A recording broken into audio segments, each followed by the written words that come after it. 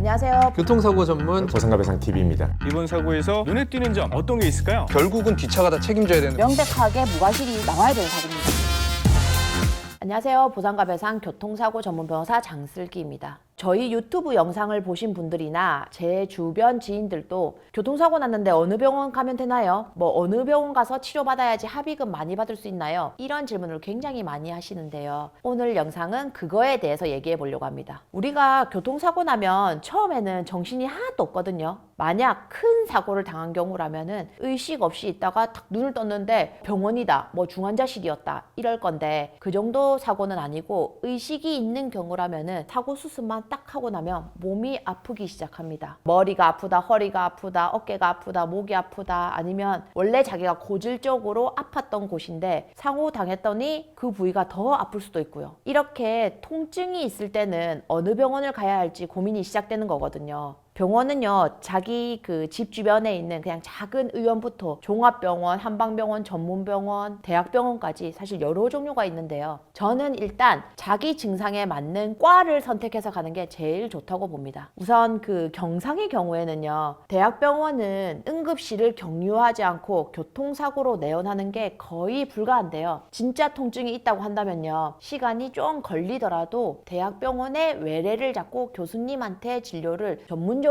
보는 게 저는 좋다고 생각합니다. 보통 허리가 아프다 이러면은 뼈니까 정형외과를 가야 한다고 생각하는데요. 만약에 단순히 뼈가 아픈 거 말고 팔, 다리나 손끝, 발끝에 저릿한 증상이 있다, 허리를 이렇게 좀 잘 못 펴겠다 이런 증상이 있으면요, 척추 뒤로 흐르는 그 척수에 있는 신경의 문제일 수도 있으니까 신경외과의 진료를 보시는 게 더 좋습니다. 이게 실제로 있었던 일인데요. 처음에 교통사고를 당하고 그냥 단순히 허리가 아파서 정형외과를 가서 물리치료만 받다가 별 특별한 증상이 없어서 보험사랑 합의를 한 거죠. 근데 합의를 하고 한 3주 지났더니 손끝이 좀 저릿저릿한 느낌이 있어가지고 정형외과 의사한테 말했더니 대학병원 소견서 써줄 테니까 대학병원 가서 정밀검사 한번 받아봐라 해서 그때서야 대학병원에 가서 MRI를 찍어봤더니 추간판 탈출증, 우리가 흔히 말하는 디스크라는 걸 알게 된 거죠. 그래서 그 교수님한테 내가 한 3주 전에 교통사고가 났는데 교통사고 때문이라는 그 소견서를 써주세요 라고 요청을 했더니 교수님은 제가 초진을 한 그 의사가 아니기 때문에 교통사고 때문이라는 소견서는 못 써줍니다 이렇게 말을 하는 거죠. 이래서 이 사람이 보험사 담당자한테 전화를 해서 내가 디스크인 줄 모르고 합의를 했는데 뒤늦게 지금 이렇게 저리는 이런 증상이 나타났다, 그러니까 합의 취소해달라 이렇게 얘기를 했더니 보험사 담당자는 당연히 이렇게 말하겠죠. 합의 취소는 안 됩니다. 그리고 벌써 3주라는 시간이 지났기 때문에 3주라는 시간 동안 넘어지셔가지고 추가로 다쳤는지 알 수가 없어요. 그래서 지금 이 증상이 교통사고랑 관계가 있는지 아닌지를 알 수가 없습니다 이렇게 말을 하는 거죠. 그러면은 이 사람은 소송을 제기해서 합의 당시에 예측하지 못했던 손해니까 배상해달라 이런 식으로 이제 다퉈야 되는 건데 이 피해자분은 그냥 포기한 거예요. 근데 이거랑 반대로 또 다른 한 분은 오토바이 그 운전자였는데요. 뒤에 있던 차가 본인 오토바이 후방을 추돌하는 사고를 당했는데 이 오토바이 운전자가 안 넘어지려고 한쪽 다리로 딱 버텨가지고 균형을 잡은 거죠. 그래서 그 당시에는 그 버틴 왼쪽 다리가 좀 아프긴 했지만 뼈가 부러지거나 이런 건 아니니까 그냥 일시적인 근육통인가 보다 이러면서 별 다른 치료는 안 하고 그냥 보험사랑 합의를 한 거죠. 근데 이분이 잘한 건 뭐냐면요, 합의를 한 이후에도 통증이 계속 안 없어지니까, 그리고 막 걸을 때 무릎이 좀 아프고 하니까 보험사 담당자한테 전화하고 막 문자 남기고 해서 지금 무릎이 계속 아프다 그 사고 이후에, 그래서 대학병원에 외래를 잡아놨는데 거기서 이상하다고 나오면은 나 합의 취소할 거다 이런 연락을 계속 한 거죠. 그래서 담당자도 계속 연락 오고 귀찮게 구니까 이상했으면 합의 취소해 주겠다, 그 외래 진료받고 연락하세요 이렇게 말한 거예요. 그리고 이분이 대학병원에 가서 MRI를 찍어보니까 진짜로 십자인대 부분 파열이랑 반월상 연골 파열이랑 이런 진단을 받아가지고 결국 수술까지 하게 됐어요. 그래도 보험사 담당자랑 계속 얘기를 한 게 있기 때문에 결국 합의를 취소하고 그에 대해서 보상을 다 받았거든요. 이 두 가지 사례를 보면요, 우리가 꼭 기억해야 될 게 딱 3가지가 있는데요. 첫 번째는요, 몸이 완전히 다 낫기 전까지는 절대로 보험사랑 합의하지 마라. 두 번째는요, 통증이 있다면요, 정밀 검사를 할 수 없는 작은 병원에서는 치료를 하지 마라. 그리고 세 번째는요, 내 증상에 맞는 전문 병원을 선택하라.